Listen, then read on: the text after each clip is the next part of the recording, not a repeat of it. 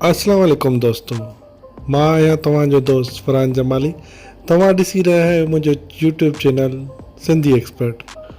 दोस्तों, अॼोकी हिन वीडियो में मां तव्हांखे ॿुधाईंदुमि सनम मारवी जे बारे में। असल में किथां जी आहे सनम मारवी जो तालुक़ु खैरपुर नाथन शाह जे नंढड़े ॻोठु सेवो चांडीअ में जनमु वरितो। उन खां पोइ हूअ दादू में रहणु लॻी।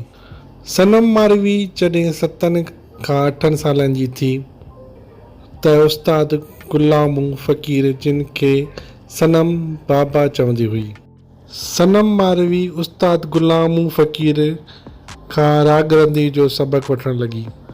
सनम मारवी 10 सालनि जी उमिरि में दरगाह सैयद नाथन शाह, दरगाह सैयद जुड़ल शाह जीलानी ते ऐं स्टेज ड्रामनि में ॻाइणु शुरू कयो। सनम मारवी कुझु टाइम दादू में रहाइश कई। उन खां बाद हू हैदराबाद शिफ्ट थी वई।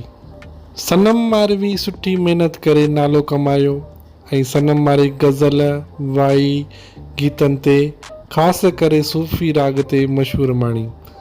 सनम मारवी हाणे दुनिया जे मुल्कनि ऐं पाकिस्तान जी वॾी गायक आहे।